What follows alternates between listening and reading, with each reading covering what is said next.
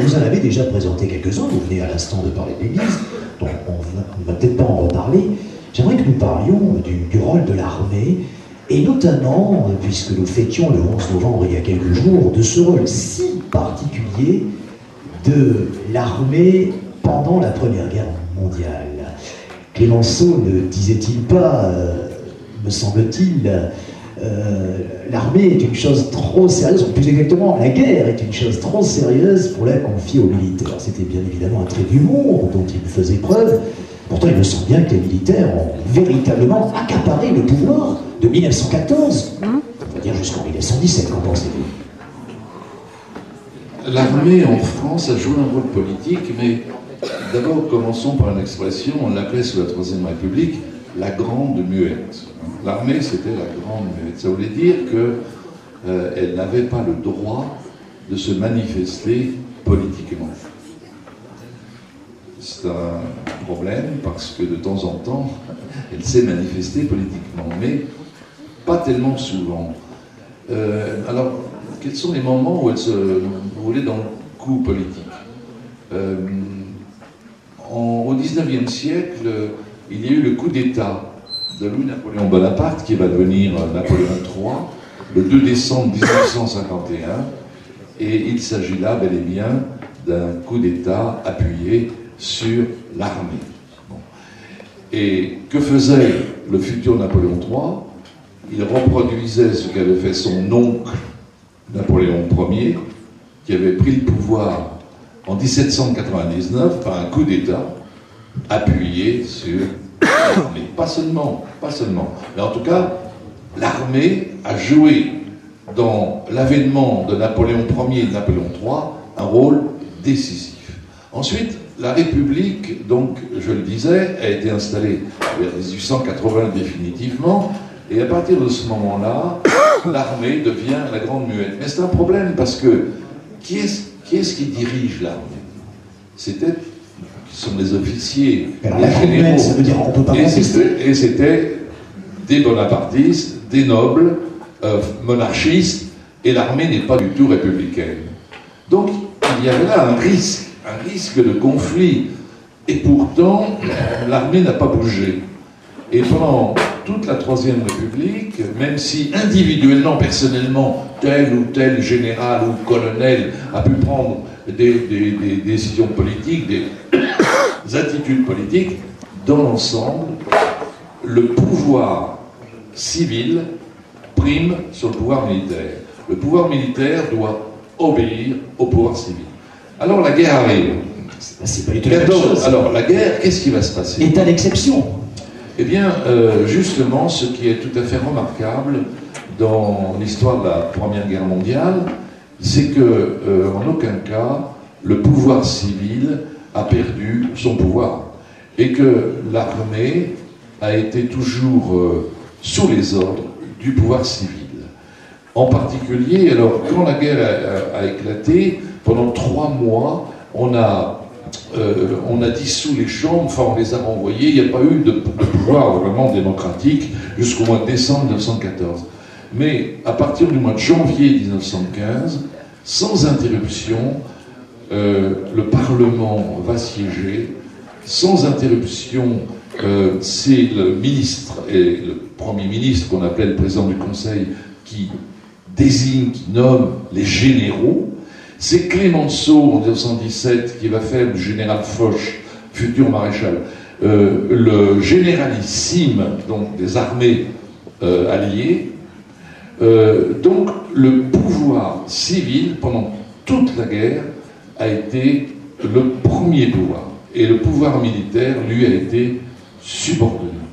Vous voyez, ça c'est assez remarquable et on ne le sait pas toujours. Alors, la Seconde Guerre mondiale, c'est autre chose, puisque la Seconde Guerre mondiale, la France a été vaincue très rapidement. Les armées françaises ont été vaincues très rapidement. Pétain, qui était un militaire, un maréchal, est arrivé au pouvoir. Et est-ce que c'est un pouvoir de l'armée? Non, on ne peut pas dire ça. C'est un pouvoir qui est issu d'une défaite, surtout, ce qui n'est pas tout à fait la même chose. On s'aperçoit que les armes... Alors, je reviens, si vous me permettez, à 1958. C'est la première fois depuis 1851, depuis plus de 100 ans, la Grande Muette devenait un acteur politique. Alors pourquoi ?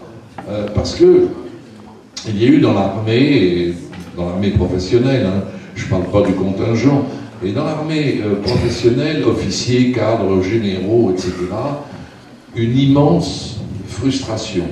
Ces gens-là avaient, quand ils étaient en poste, perdu 1940. Ils font la guerre d'Indochine et Dien Bien Phu, la France est vaincue en Indochine. Alors, quand la guerre d'Algérie commence, ils prêtent une sorte de serment et se disent jamais, jamais nous n'abandonnerons l'Algérie.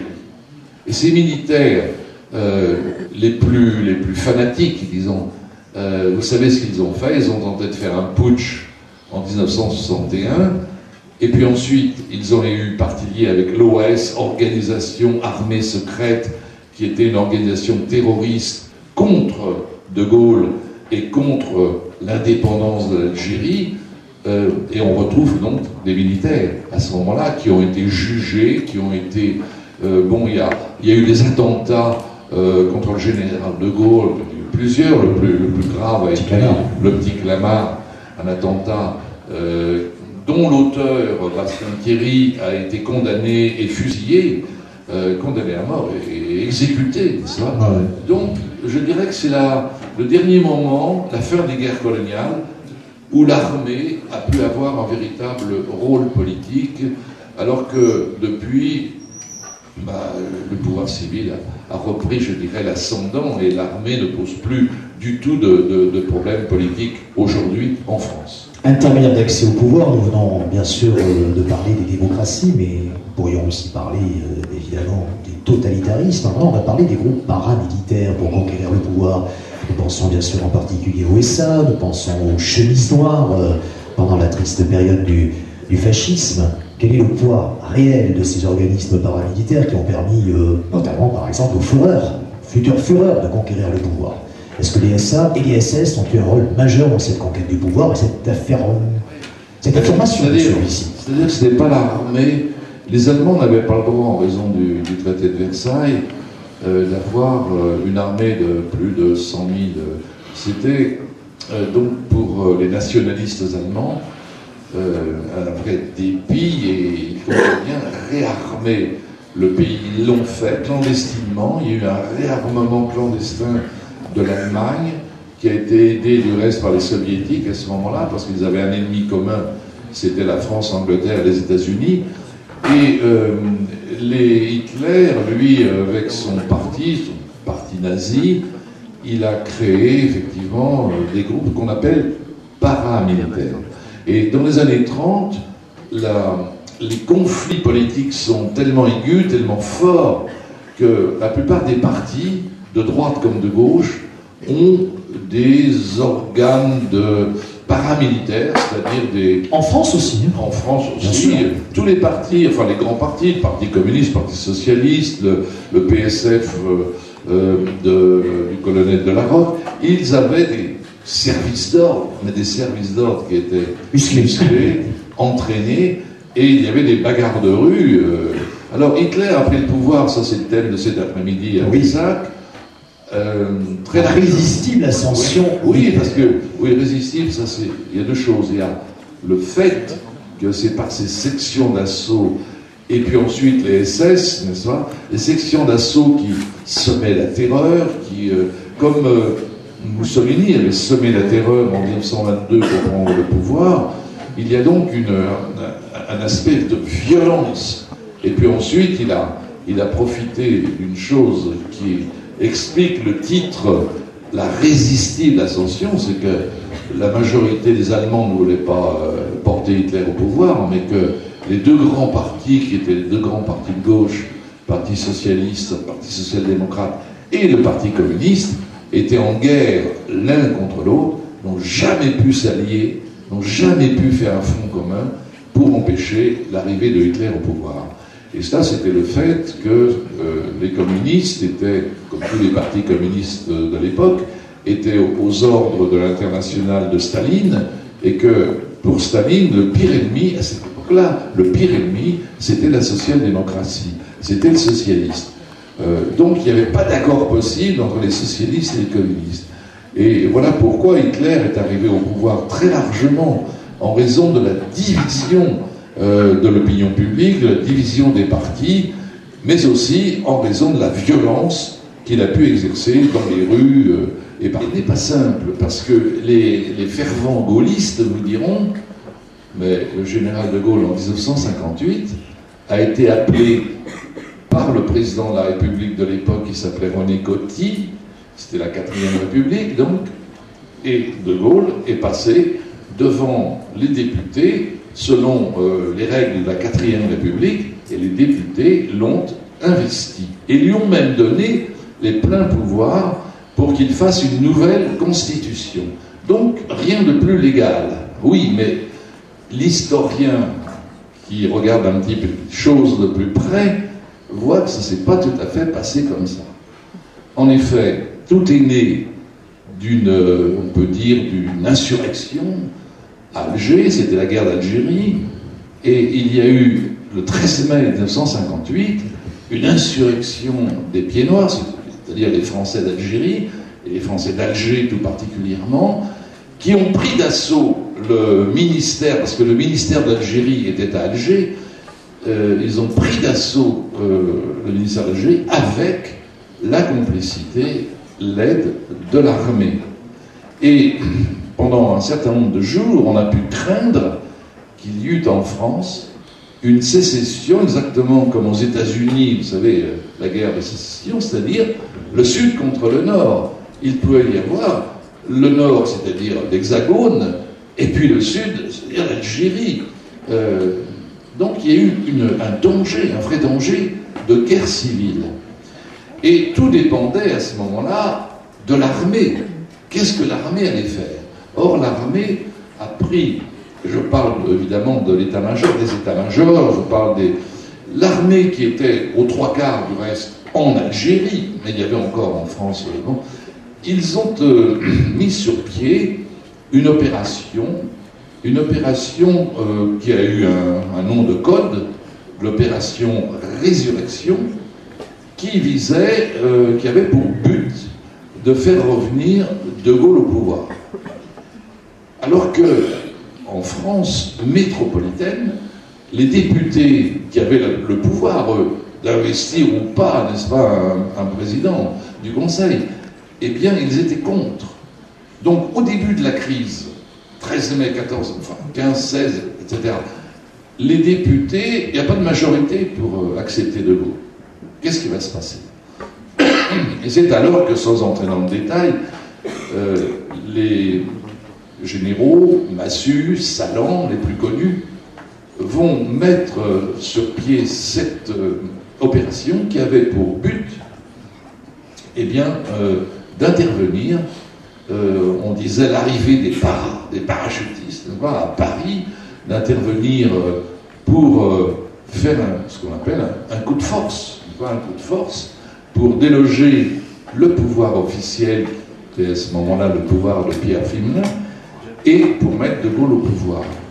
Et ça n'a pas eu lieu, mais la menace a existé.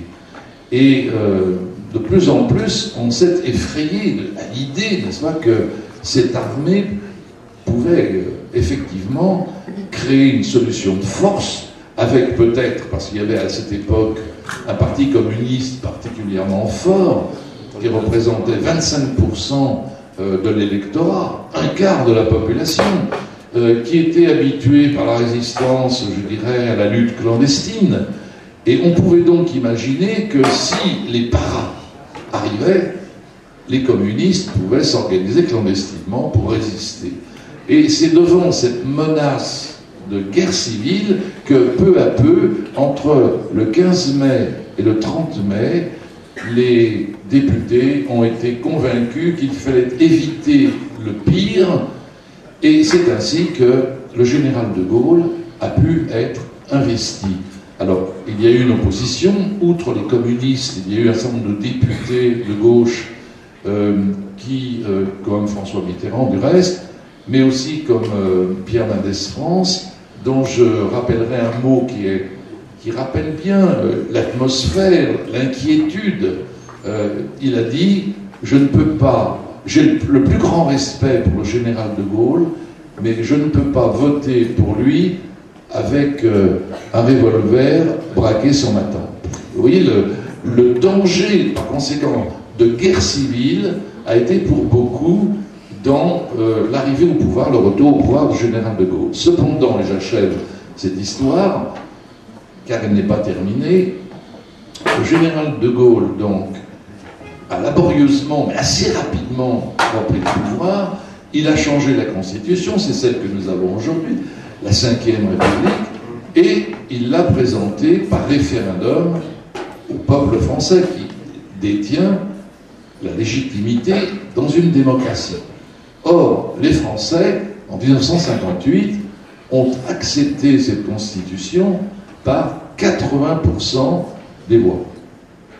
Alors, rétrospectivement, on a pu dire que s'il y avait eu une prise de pouvoir, un retour au pouvoir plus ou moins douteux à cause de l'armée, on a pu dire que oui, mais vous voyez, l'écrasante majorité du peuple français était d'accord avec De Gaulle. On a employé des tas de mots, on a parlé même de coup d'État légal, ce qui n'est, c'est un contresens, moi je veux dire c'est contradictoire. Coup d'État, comment dirais-je, mou, coup d'État mou, enfin, etc.